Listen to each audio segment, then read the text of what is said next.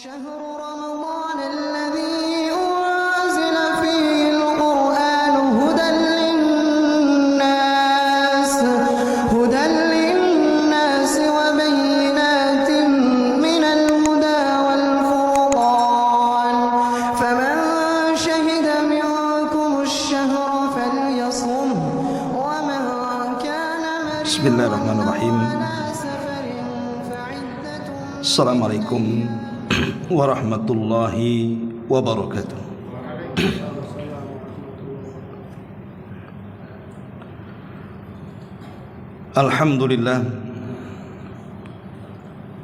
Alhamdulillahilladzi bi ni'matihi tatimmus shalihat. Asyhadu an la ilaha illallah wahdahu rabbi la syarika lah. Wa asyhadu anna Muhammadan abduhu wa rasuluhu alladzi la nabiyya ba'dah. Faqala Allahu azza wa jalla ya ayyuhalladzina amanu taqullaha haqqa tuqatih wa la tamutunna illa wa antum muslimun amma ba'du. Hadirin dan hadirat yang dimuliakan Allah Subhanahu wa taala. Alhamdulillah di malam ini kembali kita bisa bermajlis ilmu di Masjid Muhajirin. Salawat dan juga salam tetap kita hadiahkan kepada Rasul kita Nabi besar Muhammad sallallahu alaihi wa ala alihi wasallam. Pembahasan di malam hari ini masih seputar Ramadan. Dan pada minggu yang lalu kita sudah jelaskan beberapa anugerah-anugerah yang Allah Azza wa Jal anugerahkan kepada kita di bulan Ramadan. Sedikit mengingatkan apa yang sudah kita pahami tentang kemuliaan di bulan Ramadan, bahwa sebagian para ulama mengatakan Ramadan dimuliakan dibandingkan bulan-bulan yang lain itu karena 5 perkara. Pertama, bau mulut orang yang berpuasa itu lebih harum di sisi Allah Subhanahu wa taala dibandingkan harumnya minyak kasturi. Karena Rasul yang mengatakan luhufu fammi shaim atyab min rihil misk, bau mulut orang yang berpuasa itu lebih harum dibandingkan minyak kasturi. Yang kedua, para malaikat akan mengampuni dosa-dosa orang yang berpuasa sampai dia berbuka. Karena Nabi yang mengatakan man shama ramadhanan imanan wa ihtisaban ghufira lahu ma taqaddama min dambi. Barang siapa yang berpuasa Ramadan ya kalanya Allah ampuni dosa-dosanya. Jadi sepanjang puasa dari terbit fajar shadiq sampai terbenam matahari, tanpa sadar dosa-dosa kita diampuni dan didoakan para malaikat agar dosa kita diampuni. Yang ketiga, Allah Subhanahu wa taala menghiasi sorga sepanjang Ramadan. Bahkan diletakkannya para penyeru yang menyeru di pintu-pintu sorga, di mana penyeru ini mengatakan ya bagil khairi aqbil wa ya bagis syarri aqsir. Wahai orang-orang yang mencari kebaikan di bulan Ramadan, persilahkan masuk. Wahai orang-orang yang mencari keburukan Ramadan, anyahlah dari sini. Kemudian yang keempat, diborgolnya atau diikatnya syaitan sehingga mereka tidak leluasa untuk menggoda Bani Adam. Berdasarkan hadis Nabi SAW, "Idza ja'akum Ramadan, futihat abwabul jannah wa ghulliqat abwabun niran wa sufidati syayatin." Apabila datang Ramadan kepada kalian, maka seluruh pintu-pintu sorga dibuka, seluruh pintu-pintu neraka tertutup, dan setan-setan diikat dan dibelenggu. Dan yang terakhir, Allah Subhanahu wa ta'ala mengampuni dosa-dosa umat ini di akhir daripada bulan Ramadan. Karena ada hadis yang mengatakan, ketika Nabi SAW mengaminkan doanya Jibril, salah satu orang yang paling celaka adalah orang yang masuk bulan Ramadan dari awal sampai akhir, satu dosa pun tidak diampuni. Kenapa? Karena dia tidak memanfaatkan Ramadan. Tapi orang yang memanfaatkan Ramadan dengan baik, maka ketika dia sukses dari awal sampai akhir, maka Allah Subhanahu wa ta'ala hadiahi umat ini dengan ampunan yang luas. Ma'asyiral muslimin yang dimuliakan Allah Subhanahu wa ta'ala, inilah 5 keutamaan yang disebutkan oleh para ulama. Dan banyak lagi, bukannya sekedar 5 ini saja. Dan kita tahu bahwa ada adab yang diajarkan Nabi SAW apabila kita melihat hilal Ramadan. 4 atau boleh jadi 5 hari ke depan kita akan menghadapi bulan Ramadan. Maka saat pemerintah mengumumkan bahwa besok adalah 1 Ramadan, karena terlihatnya bulan, maka Nabi SAW mengajarkan satu doa kepada kita, Allahumma ahillahu alaina bil amni wal iman wassalamati wal islam rabbi wa rabbukallah. Ya Allah, Kau telah tampakkan hilal itu kepada kami, maka berikan kepada kami selama Ramadan keamanan dan keimanan, keselamatan dan keislaman. Rabbku dan Rabbmu Allah Subhanahu wa ta'ala. Kita meminta 4 perkara. Pertama, berikan keamanan selama Ramadan, supaya dengan aman ini kita bisa beribadah. Berapa banyak negeri-negeri konflik untuk ibadah susah. Lihat Palestina, beribadah mereka susah sekali. Mau masuk ke masjid dibom masjidnya, mau jalan ke pasar ditembak snipernya. Susah mereka itu mau ibadah kepada Allah Azza wa Jalla. Maka minta keamanan. Yang kedua, minta keimanan, karena yang menggerakkan ibadah badan kita dari kepala sampai kaki itu dorongan iman. Tanpa ada dorongan iman, malas kita di bulan Ramadan. Yang ketiga, wassalamati, keselamatan. Jangan sampai ditimpa sakit badan kita, jangan sampai ditimpa persoalan urusan hidup kita sehingga kita akhirnya tidak konsentrasi dalam ibadah. Minta keselamatan dan juga keislaman, istiqomah di dalam menjalankan syariat-syariat Islam di bulan Ramadan. Inilah permintaan kita kepada Allah di permulaan Ramadan, karena 4 perkara ini yang menyukseskan kita memakmurkan Ramadan. Ma'asyiral muslimin wal muslimat rahimakumullah, Hasan al-Basri, seorang alim min ulama'i tabi'in, satu hari dia lewat di sebuah kaum yang mereka sedang tertawa. Kemudian dia mengatakan, innallaha jalla wa ala ja'ala syahra Ramadan midmaran li khalqihi. Kata Hasan al-Basri kepada orang-orang yang tertawa saat Ramadan, dia mengatakan, wahai orang-orang yang tertawa, sesungguhnya Allah telah menjadikan Ramadan ini gelanggang olahraga. di mana orang-orang itu yatasabaquna fil khair, berlomba-lomba untuk mengejar kebaikan. Kenapa kalian tertawa?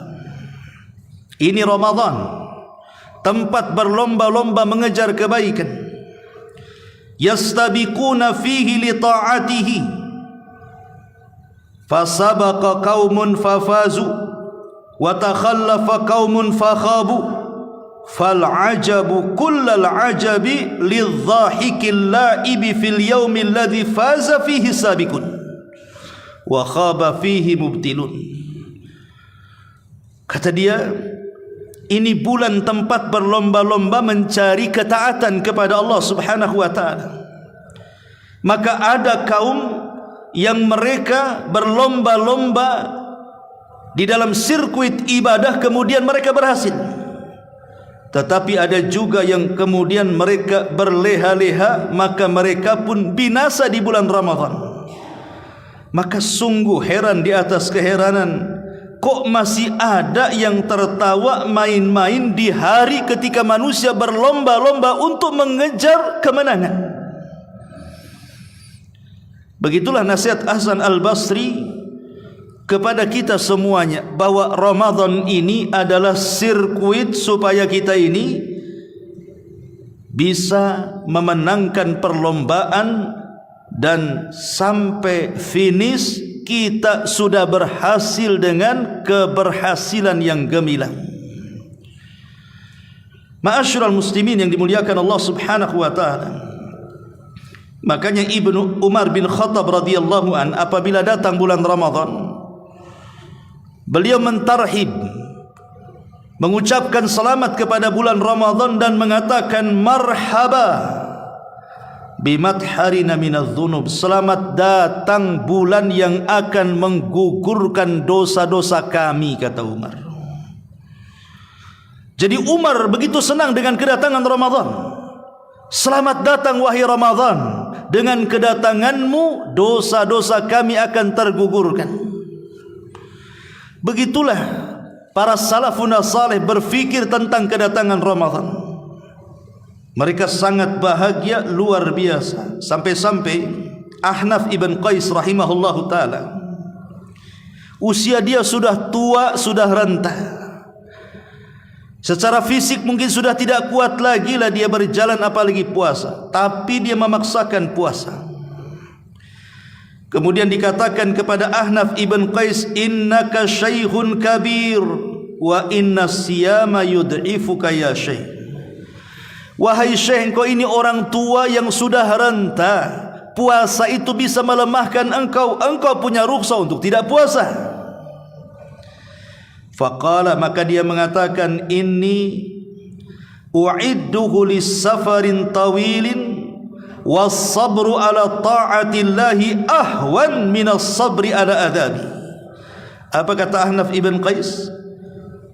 Bukan begitu wahai fulan, kenapa aku terus berpuasa walaupun usiaku sudah tua renta? Karena puasaku untuk kujadikan persiapan dalam rangka perjalanan yang jauh, dan sabar di atas ketaatan itu lebih ringan bagiku dibandingkan sabar di atas azab Allah Subhanahu wa taala. Begitu mereka. Makanya kenapa kalau seandainya orang-orang yang hanya fokus beribadah di bulan Ramadan sampai luar Ramadan kemudian melemah lagi, ulama mengatakan bi'sal kaum la ya'rifuna lillahi haqqa illa fi Ramadan, seburuk-buruk kaum yang hanya mengenal Tuhannya di bulan Ramadan, tetapi kalau sudah keluar Ramadan balik lagi tidak kenal siapa Tuhannya. Ma'asyiral muslimin wal muslimat rahimani wa rahimakumullah. Ramadan ini mengumpulkan rukun-rukun Islam kepada kita. Seluruh rukun Islam itu ada di bulan Ramadan. Kita bisa memperbanyak syahadat, kita bisa memperbanyak salat, kita bisa memperbanyak puasa karena Ramadan adalah bulan puasa, termasuk juga kita bisa mengeluarkan zakat. Macam mana dengan haji?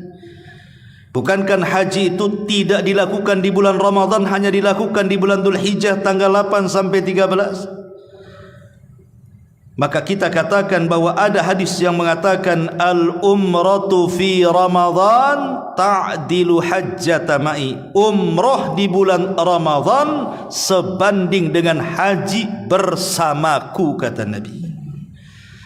Artinya walaupun secara fisik kita tidak bisa haji, tetapi secara pahala kita bisa mendapatkan pahala haji, bahkan haji bersama Nabi lagi ketika kita mampu umrah. Ma'asyiral muslimin yang dimuliakan Allah Azza wa Jalla, ingat ayat yang sudah kita bahas pada minggu yang lalu, Al-Baqarah 183 itu. Allah Subhanahu wa taala mengatakan, ya ayyuhalladzina amanu kutiba alaikumusiyam kama kutiba alal ladzina min qablikum la'allakum tattaqun. Wahai orang-orang yang beriman, diwajibkan kepada kalian puasa sebagaimana puasa ini diwajibkan kepada umat sebelum kalian agar kalian bertakwa. Ayat Al-Baqarah 183 ini ada 3 amalan.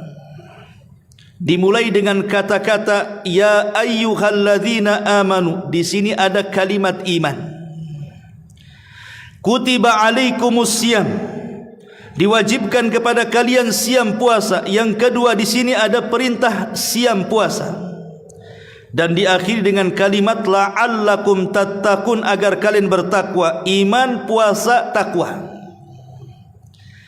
Tiga-tiganya ada di mana? Tiga-tiganya ibadah yang bersifat rahasia. Iman, di mana letak iman? Di hati. Iman itu letaknya di hati, baru dimunculkan dengan lisan dan perbuatan. Tapi letak asal iman itu di hati. Puasa satu-satunya ibadah sirriyah, satu-satunya ibadah yang tidak bisa tampak kepada manusia. Hanya dia si pelaku dengan Allah saja yang tahu dia sedang berpuasa. Takwa juga letaknya di hati. Nabi yang mengatakan at-taqwa hahuna, takwa itu di sini, takwa itu di hati, kata Rasul. Artinya iman itu amalan hati, puasa juga amalan sirriyah yang tidak tahu kecuali si pelaku dengan Allah. Takwa juga letaknya di hati. Jadi semua tersembunyi. Iman tersembunyi, puasa tersembunyi, takwa pun tersembunyi. Karena ini adalah ibadah tersembunyi, mulai dari seruannya sampai akhir hikmahnya. Makanya kemudian puasa ini disebut dengan ibadah rahasia. Karena ibadahnya rahasia, maka pahalanya juga rahasia. Disinilah Nabi SAW mengatakan as-sawmu li wa ana ajzi bihi. Puasa itu untukku, kata Allah, aku yang akan membalasnya. Kalau semua amalan selain puasa itu pahalanya diwakilkan kepada para malaikat. Kata Allah, catat wahai malaikat si fulan sudah salat. Catat wahai malaikat si fulan sudah zakat. Catat wahai malaikat si fulan sudah haji. Jadi pahala semua selain daripada puasa itu Allah wakilkan untuk mencatat kepada para malaikat, kecuali puasa. Puasa itu tidak diwakilkan catatan pahalanya kepada para malaikat. Malaikat sampai tidak tahu berapa pahala puasa, karena Allah yang mencatatnya langsung. Itulah yang dikatakan puasa itu untukku, kata Allah, karena tidak diwakilkan kepada para malaikat, dan aku yang akan membalasnya. Sesuatu pahala yang dirahasiakan, dipastikan pahala itu besar. Apalagi yang merahasiakannya Allah. Makanya Allah Subhanahu wa taala berfirman di dalam surah As-Sajdah ayat 17, "Fala ta'lamu nafsun ma ukhfiya lahum min qurrati a'yun jazaa'an bima kanu ya'malun." Tak seorang pun mengetahui apa yang dirahasiakan Allah Subhanahu wa taala untuk mereka dari pahala yang menanti di hadapan pandangan-pandangan mereka sebagai balasan terhadap apa yang mereka telah kerjakan di dunia. Maksudnya apa? Sorga. Surga itu oleh Allah Subhanahu wa taala dirahasiakan kenikmatannya. Sesuatu yang rahasia itu pasti indah, pasti besar. Makanya Nabi SAW mengatakan, Allah Subhanahu wa taala berfirman dalam hadis kursi, a'dadtu li ibadis salihin ma la ainun ra'at wa la udhunun sami'at wa la khatara ala qalbi bashar. Aku sudah sediakan kepada hambaku yang saleh itu sebuah kenikmatan yang tidak pernah dipandang mata, didengar telinga, terlintas dalam pikiran manusia pun tidak terlintaskannya. Saking indahnya. Maka begitu juga puasa, karena puasa itu sesuatu yang dirahasiakan pahalanya, dipastikan besar isinya.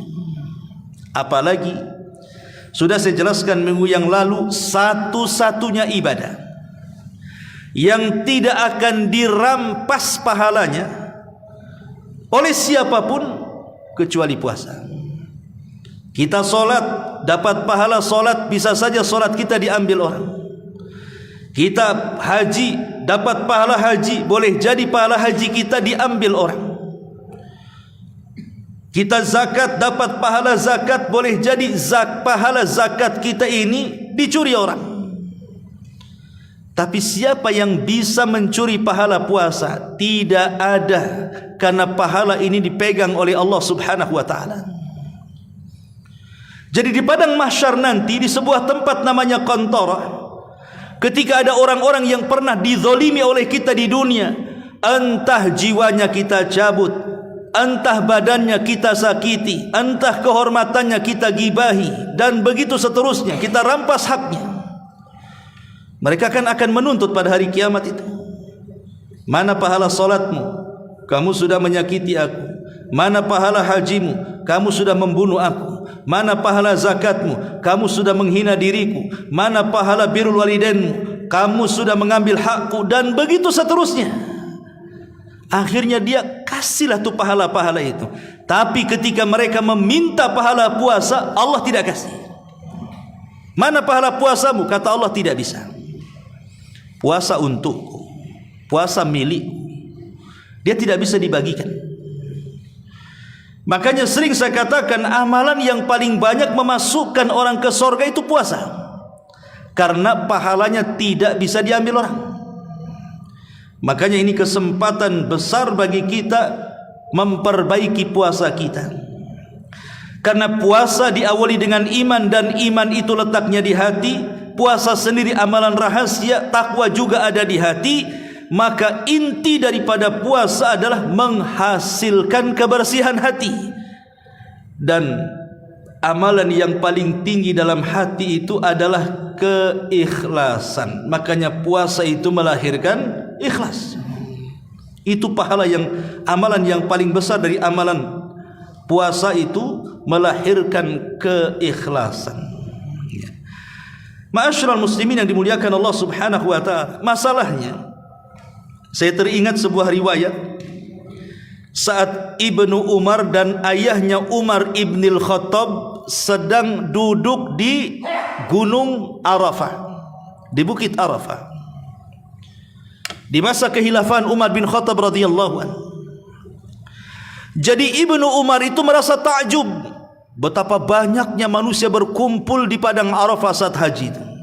Dari mana-mana negeri tumpuk, tidak diundang pun mereka datang.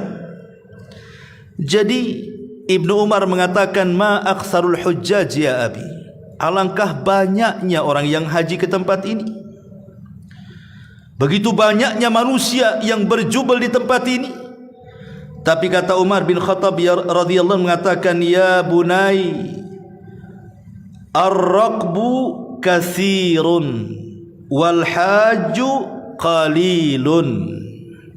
Kata Umar, wahai anakku, ya betul, yang datang kemari itu memang banyak, tetapi yang benar-benar melaksanakan haji itu sedikit. Entah berapa juta yang datang ke Mekah itu, yang diterima hajinya itu tak banyak. Begitu juga dengan Ramadan. Kalau datang Ramadan semua berpuasa, yang tidak sholat pun puasa, preman-preman pun puasa, tobat.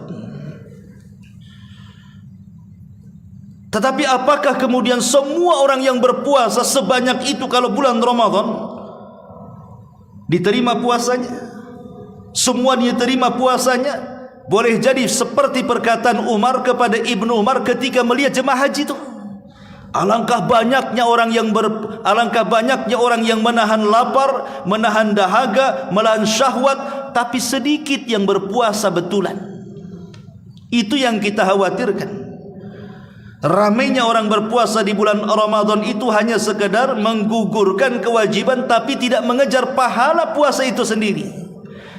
Padahal pahala itulah yang kita kejar. Ma'asyiral muslimin yang dimuliakan Allah Azza wa Jalla, apalagi kalau ditinjau dari kesehatan, kita tahu bahwa Nabi pernah mengatakan ma mala'a ibnu Adam wi'a syarran min batni. Dalam hadis Imam Tirmidzi dari Miqdam ibn Ma'di Karib, Rasul mengatakan, tidaklah anak cucu Adam memenuhi sesuatu tempat yang lebih buruk dibandingkan perutnya. Tidak ada sesuatu, tidak ada cucu dari anak Adam, kita-kita ini, yang memenuhi sesuatu yang paling buruk dalam badan kita ini melebihi perut kita. Ketika seseorang kemudian memasukkan apa saja ke perutnya, maka pasti akan menimbulkan berbagai macam madarat dan penyakit. Itu sudah dipastikan. Makanya kenapa Allah membatasi dengan kalimat wa kulu washrabu wa la tusrifu, makan silahkan, minum silahkan, tapi jangan berlebihan. Apalagi makanan di zaman sekarang itu kan sumbernya kimia semua tuh. Makan buah ada kimianya, makan nasi ada kimianya, hampir semua makanan. Artinya selama setahun perut kita ini dijejeli dengan kimia dan racun, kan begitu. Lah Allah itu sayang dengan kita, makanya disyariatkan puasa untuk membersihkan perut kita. Memang hadis yang mengatakan sumu tasihu, puasalah kalian akan sehat, ini lemah secara lafaz, tetapi secara makna sahih. Memang puasa itu menjadikan orang sehat, kan begitu. Makanya kalau seandainya orang mau medical check up saja, dokter mengatakan jangan makan dulu paginya. Sebab kalau seandainya makan pagi itu bisa mengotori darahnya. Sehingga supaya bersih darahnya, medical check up-nya tepat, akurat, disuruhnya kita puasa.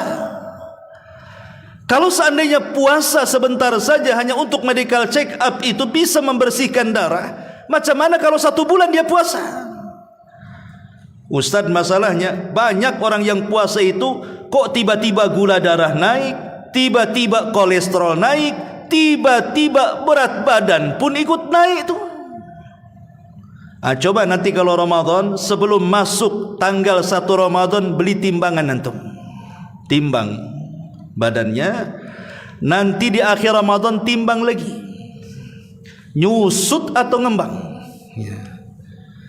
Karena kalau seandainya Ramadan itu justru memberatkan berat badan, meninggikan kolesterol dan gula darah kita, berarti memang niat Ramadannya itu dipertanyakan. Boleh jadi Ramadan itu menjadi bulan makanan bagi dia, syahrul ta'am bahasa Arabnya, bulan makan. Betul memang dia menahan lapar dari pagi sampai sore, tapi setelah kemudian alarm selesai dibunyikan, selesai puasa, semua masuk perutnya. Ya mungkin saja kan begitu. Akhirnya gula darah naik, kolesterol naik, asam urat naik, badan pula ikut naik. Dan anehnya di bulan Ramadan ini terkadang ada makanan-makanan yang hanya keluar di Ramadan saja. Dicari di luar Ramadan tidak ketemu tuh makanan itu. Masuk Ramadan ada pula tuh makanan itu. Rupanya memang khusus di bulan Ramadan tuh. Seolah-olah Ramadan dijadikan syahrul kuliner jadinya. Bulannya orang kuliner. Dikejarnya tuh makanan itu. Ma'asyiral muslimin yang dimuliakan Allah Subhanahu wa taala, ini kan sebenarnya kalau kita melihat bahwa puasa ini sebenarnya kesempatan juga kita ini menjaga kesehatan, karena yang namanya kesehatan itu kan pilihan, adapun mati itu sudah takdir. Kan sehat itu kan pilihan kita. Kalau mau sehat ya jaga, kan begitu. Tidak mau sehat makan aja segala. Ustaz, ada juga si anu itu jaga kesehatan luar biasa, mati juga. Saya yang nggak dijaga tak mati-mati. Mati itu takdir. Banyak orang yang pasiennya yang dijaga masih hidup, dokter yang ngobatinya mati duluan. Anak yang diharapkan panjang umurnya rupanya lebih duluan mati dibandingkan orang tuanya. Itu sudah takdir. Tapi kan sehat pilihan, ikhwan. Ma'asyiral muslimin yang dimuliakan Allah Subhanahu wa taala, makanya dari sini pentinglah seseorang itu mengambil hikmah puasa supaya merangsang lagi bahwa memang puasa itu bukan hanya dilihat dari sisi ibadahnya saja, banyak aspek yang kita akan dapati saat berpuasa itu. Intinya bahwa bulan Ramadan adalah syahru asyam, bulannya orang puasa, dan saya sudah jelaskan tentang hikmah dan manfaatnya pada minggu yang lalu, betapa indahnya puasa itu dengan berbagai macam manfaatnya. Ma'asyiral muslimin rahimakumullah. Tentu di antara adab-adab puasa itu kan ada dua. Ada yang bersifat wajib. Wajib bagi orang yang berpuasa mengerjakannya. Ada yang bersifat sunnah. Jadi kalau puasa kita ingin berkualitas, perhatikan etika dan adabnya. Adapun adab-adab yang wajib bagi orang yang berpuasa,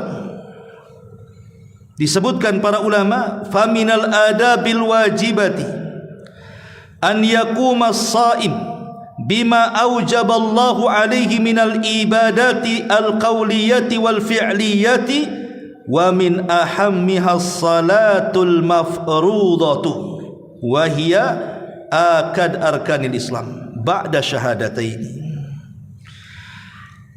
Ada bagi orang yang berpuasa yang wajib, yang tidak boleh tidak harus dikerjakan orang yang berpuasa, adalah ibadah-ibadah yang diwajibkan, baik bersifat ucapan atau perbuatan. Ucapan ya tentu syahadat, perbuatan solat 5 waktu. Bagi orang yang berpuasa wajib solat 5 waktu. Kenapa? Karena banyak orang yang berpuasa tidak solat 5 waktu. Aneh gitu ya. Sahur dia bangun, subuh dia tidur. Buka maghrib dia menikmati, maghrib pula lewat sama dia. Lah ini kan aneh bin ajaib orang yang kayak gini nih. Kok dia bisa mementingkan yang wajib, yang mempengaruhi kewajiban yang lainnya seperti sholat, atau mementingkan yang sunnah sementara dia meninggalkan yang wajib? Maka puasanya bermasalah. Syekh Utsaimin rahimahullah telah ditanya tentang orang yang berpuasa tapi meninggalkan salat, dia mengatakan tidak diterima puasanya. Karena yang menentukan diterima dan tidaknya puasa itu adalah baik tidaknya salatnya. Ini yang pertama. Yang kedua, kewajiban orang yang berpuasa itu an yajtanibas shaim bi jami'i ma harramallahu alaihi minal aqwali wal af'al. Wajib orang yang berpuasa saat berpuasa meninggalkan sesuatu yang telah Allah haramkan, baik ucapan, baik perbuatan. Ucapan umpamanya seperti ghibah, jauhi, dusta, namimah, mencaci, memaki, menghina, merendahkan, dan begitu seterusnya. Perbuatan, tundukkan pandangan, jangan memandang yang diharamkan. Sumpal tu telinga, jangan mendengar yang diharamkan. Kemudian jaga tu kaki, jangan melangkah ke tempat-tempat yang diharamkan. Karena perkara-perkara maksiat dalam puasa itu akan menggugurkan pahala puasa. Ini dua kewajiban yang tidak boleh tidak orang puasa harus melakukannya. Jangan tinggalkan sholat 5 waktu. Yang kedua, tinggalkan maksiat. Adapun yang sunnah, ya yang sunnah tentu banyak ya. Seperti orang yang berpuasa, jangan tinggalkan sahur. walaupun sahur sunnah, karena dalam sahur itu terdapat berkah. Dan itulah yang membedakan puasa kita dengan ahli kitab. Walaupun sunnah tetap sahur, karena sahur itu manfaatnya besar, bisa menjadikan badan kita tetap kuat saat puasa, sehingga kita bisa melaksanakan ibadah-ibadah yang lain di luar daripada puasa. Yang kedua, menyegerakan berbuka, supaya tidak sama puasa kita dengan ahli kitab. Kata Nabi SAW, la yazalun nas bi khairin ma'ajjalul fitra wa yuakhiru sahur. Umat ini akan senantiasa jaya, kata Rasul, ketika mereka menyegerakan berbuka dan mengakhirkan sahur. Maka sahur dan buka walaupun sunnah, tapi sangat dianjurkan, jangan pernah ditinggalkan. Kemudian juga adab yang lainnya, memperbanyak ibadah-ibadah selain daripada puasa. Saat kita puasa, tambahlah dengan ibadah-ibadah yang lainnya. Pertama, salat tarawih. Sudah saya jelaskan, salat tarawih itu adalah ibadah yang sangat agung. Karena Nabi SAW tidak pernah meninggalkan tarawih. Bahkan istri-istrinya, bahkan sahabat-sahabatnya. Makanya sebagian ulama mengatakan salat tarawih itu sunnah muakkadah, karena tidak pernah ditinggalkan Nabi. Dan salat tarawih itu adalah kebiasaan orang-orang saleh, perniagaan orang-orang yang beriman, amalan orang-orang yang sukses. Dan di balik salat tarawih ini ada hubung kait tali kita dengan Allah Subhanahu wa taala di malam hari. Dan orang yang salat tarawih akan diampuni dosa-dosanya. Man qama ramadhanan imanan wahtisaban ghufira lahu ma taqaddama min dambi. Siapa yang salat tarawih yakin dengan perintah, mengharap pahalanya, maka Allah akan ampuni dosa-dosanya. Tapi yang jelas bahwa tarawihlah sesuai dengan yang diajarkan Nabi. Sallu kama ra'aitumuni usalli. Salatlah kalian sebagaimana kalian melihat aku salat, kata Rasul. Karena salat tarawih itu sudah saya jelaskan kan, terbagi menjadi tiga. Ada tarawih ala Nabi, ada tarawih ala sahabat, ada tarawih ala kita. Tarawih ala Nabi sedikit rakaat, panjang bacaan. Tarawih ala sahabat banyak rakaat, sedang bacaan. Tapi sedangnya bacaannya para sahabat ba'da isya sampai hampir fajar. Sedangnya itu. Kalau tarawih kita sudah memilih pendek rakaatnya, kemudian pendek pula bacaannya, singkat pula gerakannya. Itu namanya tarawih, apa namanya? Kalau kantor pos itu namanya kilat. Kilat khusus. Ya, kan ada kilat khusus. Kita ini kilat khusus tuh biasanya. Karena mengambil yang sedikit rakaatnya, yang pendek bacaannya, yang kilat gerakannya, yang 7 menit 23 rakaat, yang kedengaran suara waladhdallin sama aminnya. Lah ini yang terjadi dengan kita ini. Padahal Rasul mengatakan sallu kama ra'aitumuni usalli. Salatlah kalian sebagaimana kalian melihat aku salat, kan begitu. Macam mana salatnya Nabi? Okelah kita jangan bercerita tentang polemik soal rakaat, karena rakaat itu kan macam-macam ya pendapatnya. Bahkan Al-Hafidz Ibnu Hajar dalam kitab Fathul Bari menukilkan beberapa pendapat. Ada yang mengatakan tarawih itu 11 rakaat dengan witirnya. Ada yang mengatakan 13 rakaat dengan witirnya. Ada yang mengatakan 21 dengan witirnya.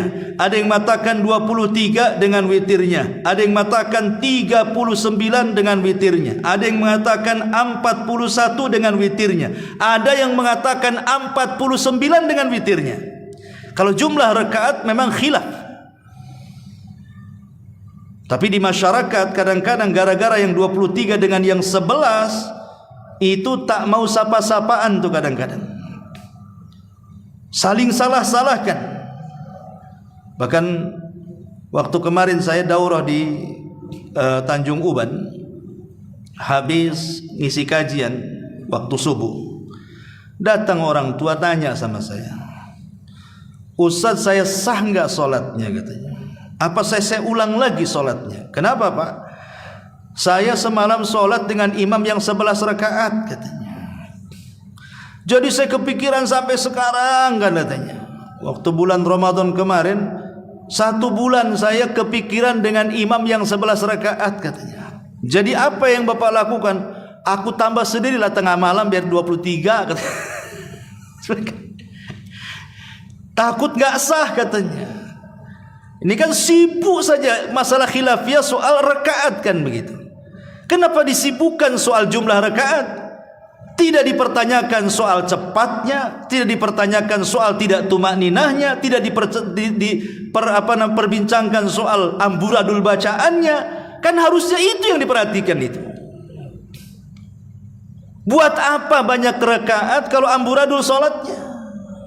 Atau yang sedikit rakaat makin kilat pula sholatnya.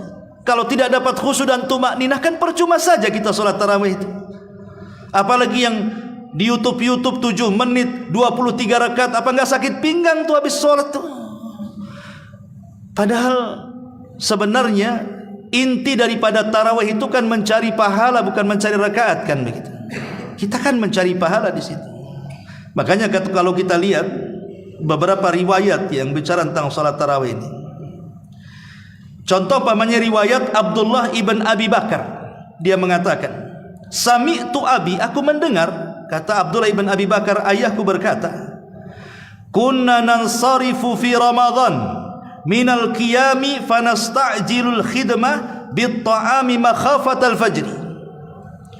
Kami bubar di bulan Ramadan dari salat tarawih itu dan buru-buru kami pulang untuk menyediakan sahur karena takut fajar menyingsing katanya. Berarti kan salatnya ba'da isya sampai mendekati fajar itu.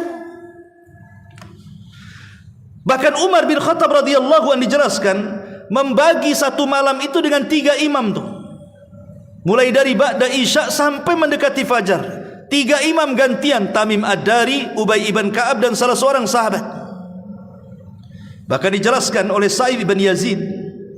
Sa'ib ibn Yazid dia mengatakan, amara Umar ibn al-Khattab radhiyallahu an Ubay ibn Ka'b wa Tamiman Ad-Dari.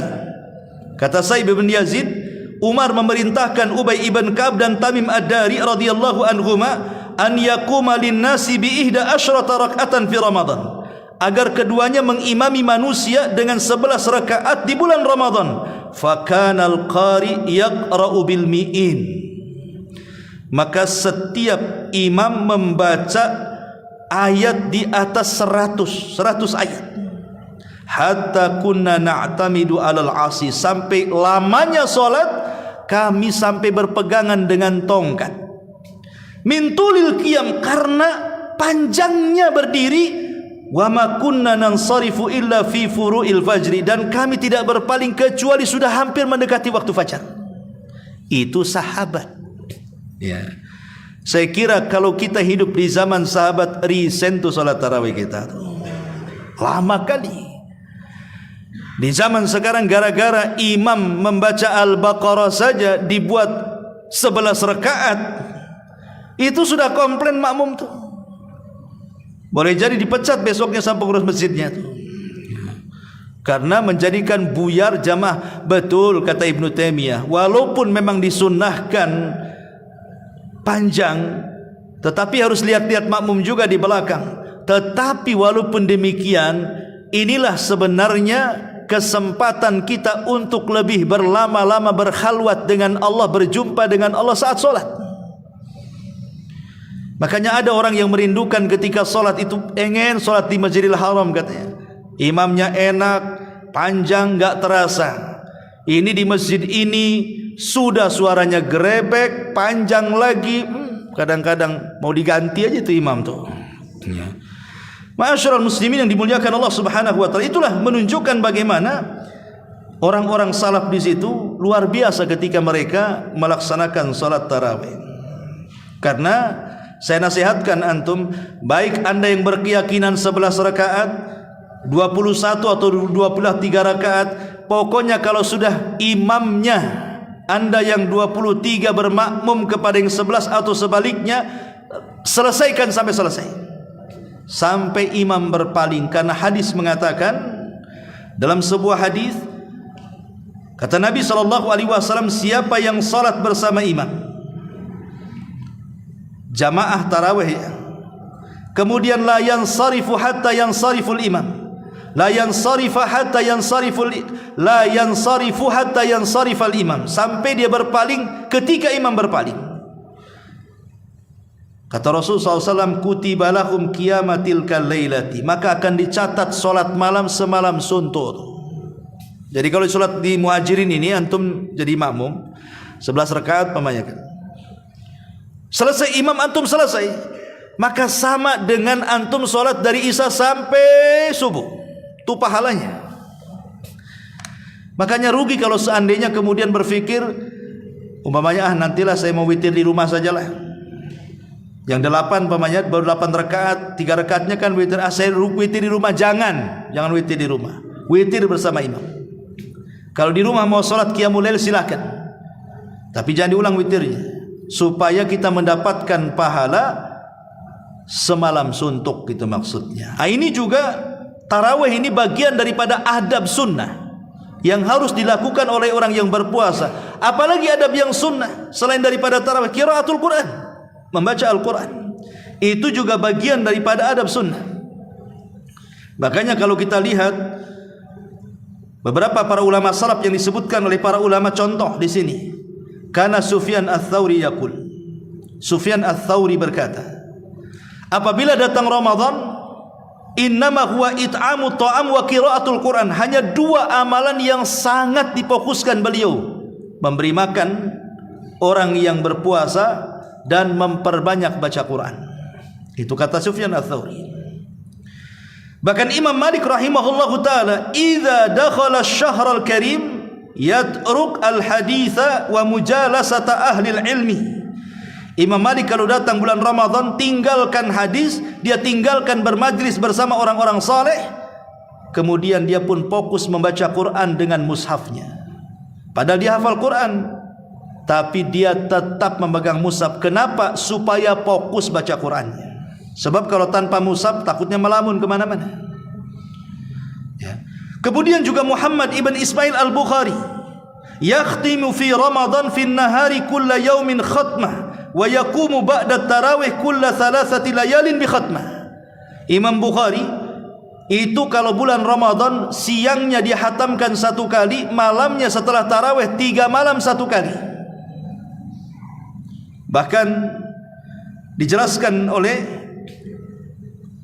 muridnya Imam Syafi'i, Rabi' ibn Sulaiman, kana Syafi'i yakhtimul Qur'ana fi syahri Ramadan 60 khatmah. Imam Syafi'i kalau datang bulan Ramadan dia hatamkan 60 kali selama sebulan. Artinya siang 1 kali, malam 1 kali. Kemudian juga Al-Walid ibn Abdul Malik yakhtimu fi kulli 3. Dia menghatamkan Al-Quran setiap 3 hari sekali. Kemudian Abu Awana rahimahullah ta'ala mengatakan, syahidtu Qatadah yudarrisul Quran fi Ramadan. Aku menyaksikan Qatadah, dia fokus hanya mengajar Quran saja. Bahkan Sa'id ibn Zubair yakhtimul Quran fi kulli lailataini. Sa'id ibn Zubair menghatamkan Quran di bulan Ramadan setiap 2 malam sekali. Lihat bagaimana para ulama salaf, ada yang 1 malam sekali, siang sekali, ada yang 1 malam dan siang sekali, ada yang 2 malam, 3 malam sekali, dan begitu seterusnya. Walaupun ini menjadi polemik para ulama, kan ada hadis yang mengatakan tidak boleh menghatamkan Quran kurang dari 3 hari. Seperti nasihatnya Rasul kepada Abdullah ibn Amr ibn As, dan mengatakan engkau jangan menghatamkan Quran lebih kurang dari 3 hari karena engkau tidak akan paham. Sekarang kalau kita melihat di sini, Imam Syafi'i siang sekali, malam sekali.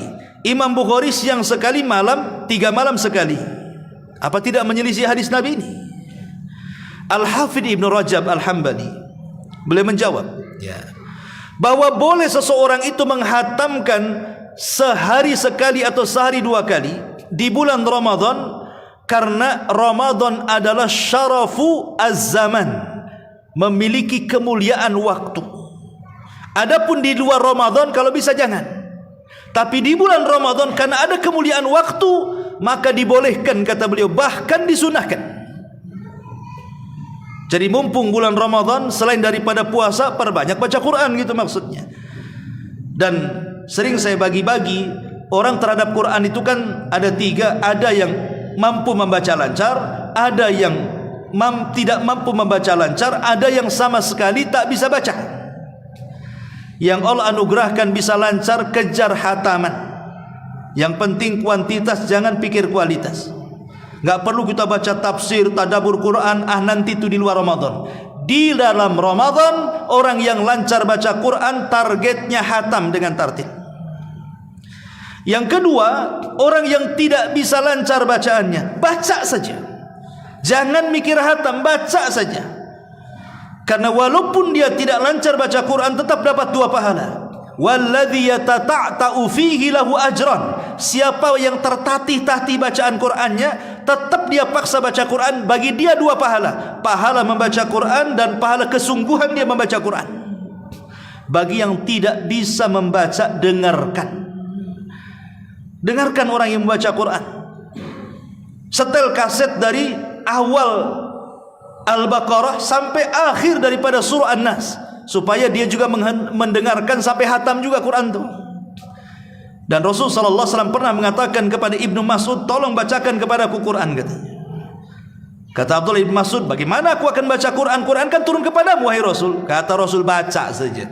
Akhirnya dia pun baca, Rasul mendengarkannya. Dan bahkan Jibril turun setiap Ramadan di malam hari kepada Rasul, murojaah. Kadang Jibril baca, Rasul yang mendengar. Kadang Rasul yang baca, Jibril yang mendengar. Bagi yang tidak bisa membaca Quran, yang penting dengarkan. Karena ini bulan Quran, jangan sampai kemudian lemah membaca Quran. Kalau di bulan Quran kita lemah membaca Quran, di luar bulan Quran pasti malas baca Quran. Karena rangsangan baca Quran di bulan Ramadan itu luar biasa sebenarnya. Maka kejar hataman. Itu yang diwasiatkan para ulama, kejar hataman. Kalau bisa, ya sebulan 2 kali lah kita mampu. Kalau bisa. Kalau tidak bisa, ya sudahlah, ambillah sekali. Kalau tidak bisa juga umpamanya kan, masa separuh Quran tidak bisa. Kalau tidak bisa, memang dia malas itu. Bukan tak mau menghatamkan Quran, malas dia. Intinya malas. Ya. Ma'asyiral muslimin yang dimuliakan Allah subhanahu wa ta'ala. Apalagi adab-adab sunnah orang yang berpuasa, bersedekah. Bersedekah, perbanyak sedekah. Abdullah ibn Umar radhiyallahu anhu dikisahkan, wa kana ibnu Umar radhiyallahu anhu yasumu wa la yuftir illa ma'al masakin. Yasum wa la yuftiru illa ma'al masakin. Ibnu Umar itu puasa dan tidak mau buka kecuali ada orang miskin di sampingnya. Ibnu Umar, dia tidak mau berbuka puasa sendirian. Dia akan cari orang-orang fakir, kemudian diajak ke rumahnya, buka sama-sama. Karena Allah berikan rizki, lapangan rizki yang luas Ibnu Umar itu. Makanya sebelum waktu berbuka, dia keliling-keliling cari orang-orang miskin, dibawa ke rumahnya, makan, diajak berbuka. Itu pekerjaan Ibnu Umar radhiyallahu anhu. Kemudian Hammad ibn Abi Sulaiman, Imam Hammad ma'ruf ulama, salaf ulama dunia, yuftiru fi syahri Ramadan 50 rajulan kulla lailatin. Setiap bulan Ramadan dia undang 50 orang untuk makan iftar di rumah dia rame-rame. Begitu lama salaf tuh. Ya. Diajaknya orang, ayo makan-makan. Ya. Ma'asyiral muslimin yang dimuliakan Allah Azza wa Jalla. Bahkan Imam Syafi'i rahimahullahu taala, yaqul, dia mengatakan, sesungguhnya aku di bulan Ramadan ingin seperti Nabi. Apa yang dimaksud Imam Syafi'i ingin seperti Nabi? Iqtidaan bin Nabi, ingin mencontoh Nabi. Filju, dalam kedermawanan. Di mana Nabi SAW kalau di bulan Ramadan itu bertambah-tambah dermawannya. Apalagi ketika berjumpa dengan Jibril, maka dia akan lebih lagi dermawannya, lebih daripada angin yang menghembus. Kata Imam Syafi'i, aku ingin seperti Nabi. Makanya Imam Syafi'i di biografinya kalau datang bulan Ramadan adalah imam yang paling dermawan di zamannya, karena iktidaan ingin mencontoh Nabi SAW. Bahkan Abu Aswar Al-Adawi beliau mengatakan, kana rijalun min Bani Adi yusalluna fi hadzal masjid ma aftara ahadun minhum ala ta'amin qad wahya. Dia mengatakan, dahulu ada kabilah dari Bani Adi, mereka sholat di masjid ini. Tidak ada satupun di antara mereka yang memakan makanan sedikit pun karena ketiadaan atau karena kefakiran mereka. Maka dia mengatakan, dia pun berusaha untuk membawa makanan ke masjid itu, kemudian membagi-bagi makanan saat mereka iftar. Dari sini ikhwatu fiddin muliakan Allah Azza wa Jal, sedekah di bulan Ramadan itu menjadi 3 tingkatan. Tingkatan yang pertama yang paling afdol adalah memberi makan orang yang berpuasa. Ini tingkatan yang paling afdol. Kalau anda punya rezeki di bulan Ramadan ingin sedekah, sedekahkan untuk memberi makan orang yang puasa. Karena Rasul yang mengatakan, man fattara sha'im kana lahu ajru sha'im. Siapa yang memberi makan orang yang berpuasa, dia dapat pahala orang yang berpuasa. Tingkatan yang kedua, memberi makan orang sahur. Pamannya di Masjid Muhajirin ada orang i'tikaf, datang ke pengurusnya, kasih duit, di masjid ini sahurnya aku tanggung, kasih makan orang sahur. Baru yang ketiga ya sedekah ke fakir miskin, ke anak-anak yatim, memberi pakaian bagus untuk lebaran biar mereka senang, dan begitu seterusnya. Ini bagian daripada sunnah bagi orang yang berpuasa adalah sedekah.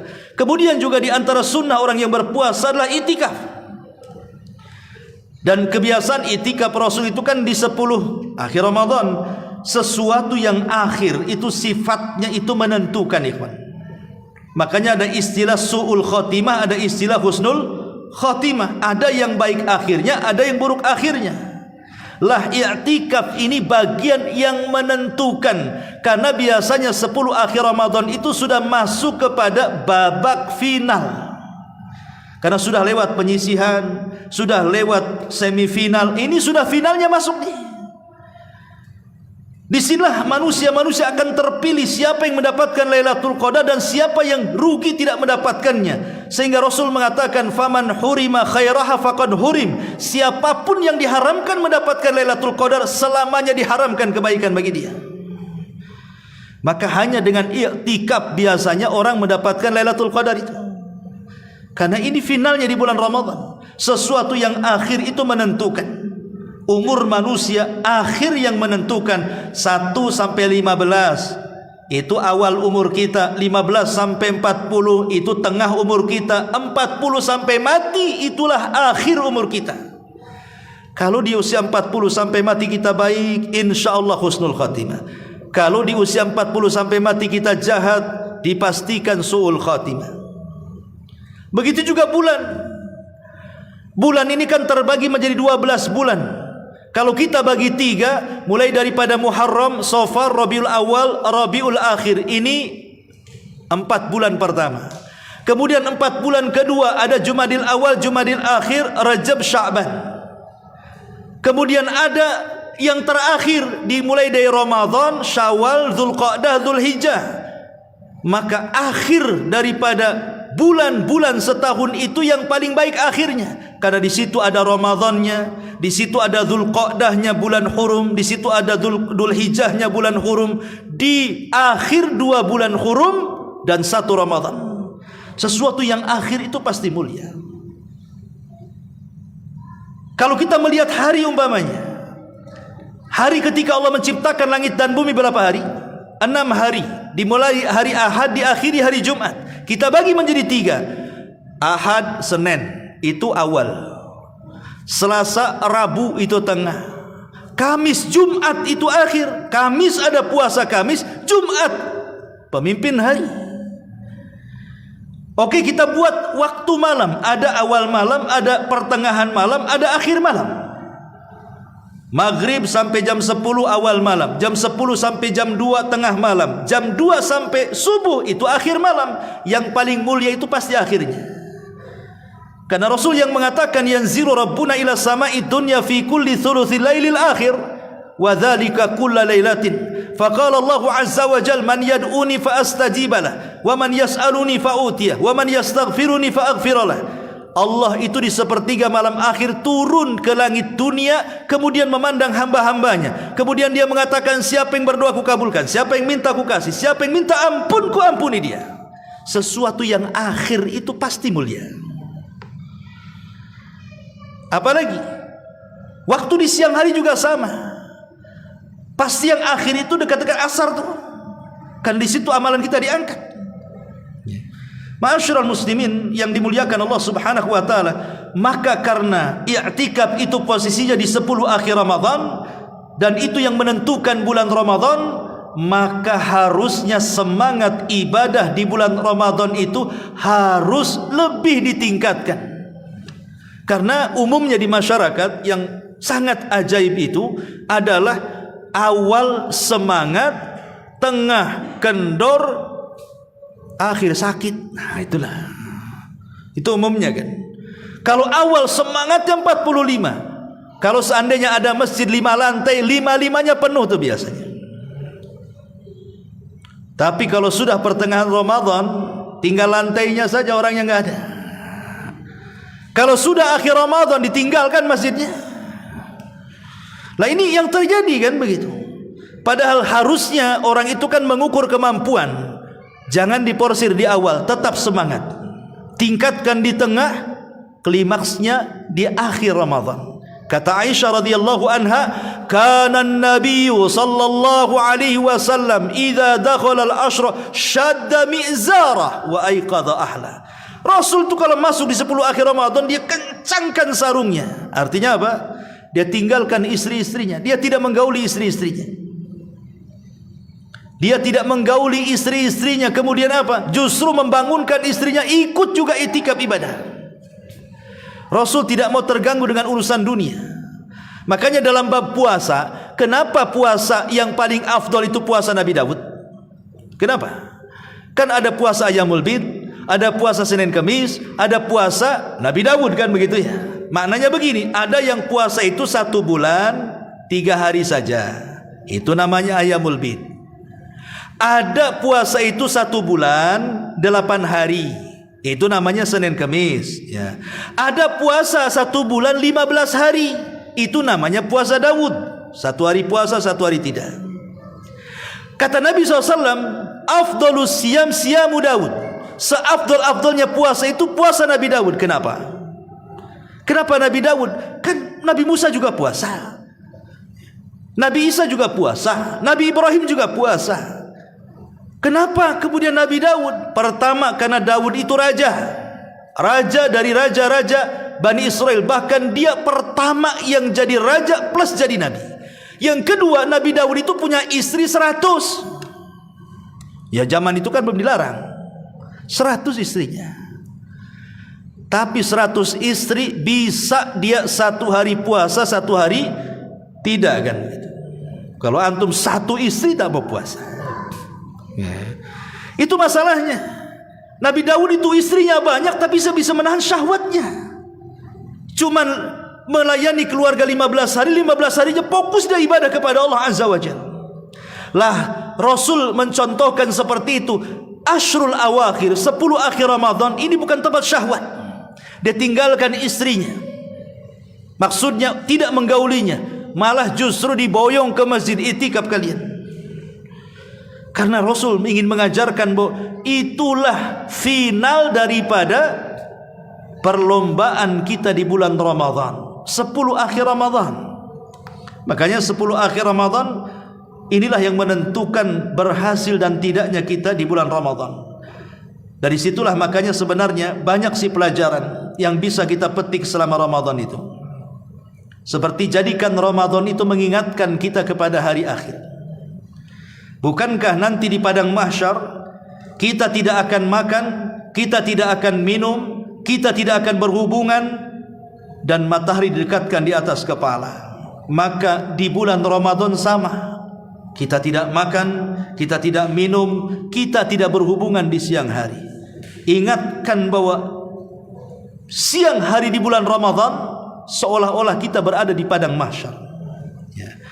Kemudian juga jadikan pelajaran Ramadan bukan hanya sekedar diingatkan dengan padang mahsyar. Ramadan itu kan ajang mencari pahala sebanyak-banyaknya. Namanya mesin produksi tercepat dan terbanyak pahala itu di bulan Ramadan. Karena satu amalan bisa dilipat-lipatkan oleh Allah Azza wa Jalla. Kata Hafidz Ibnu Rajab, ada dua perkara yang bisa dijadikan oleh kita mesin tercepat memproduksi pahala. Pertama sarafuz zaman, yang kedua saraful makan. Pertama kemuliaan tempat. Mekah itu mesin produksi pahala tercepat. 1 kali sholat sama dengan 100.000 kali sholat. Kan cepat tuh dapat pahalanya tuh. Kalau di Muhajirin ya 100.000 baru dapat. Sana 1 sama dengan 100.000 di sini. Kan cepat tuh mesin pahalanya tuh. Yang kedua syarafuz zaman, kemuliaan waktu. Itulah Ramadan, kemuliaan waktu itu. Disinilah tempat kita ini dilipat-lipat gandakan pahala kita. Maka Ramadan itu hanya berlangsung 1 bulan. Maka jadikan Ramadan seolah-olah Ramadan terakhir bagi kita. Insya Allah seperti Rasul mengatakan, salli ka salatil muaddi, salatlah kamu seperti salat, selepas salat kau akan mati. Maka kiaskan dengan Ramadan, jadikan Ramadan seolah-olah selesai Ramadan akan mati. Kira-kira Ramadan akan berlalu begitu saja atau tidak? Tentu dia akan perbaiki Ramadan sebaiknya. Wallahu alam. Ini diantara nasihat untuk bekal di bulan Ramadan. Subhanakallah bihamdika asyhadu an la ilaha illa anta astaghfiruka wa atubu ilaik. Allahu taala alam. Assalamualaikum warahmatullahi wabarakatuh.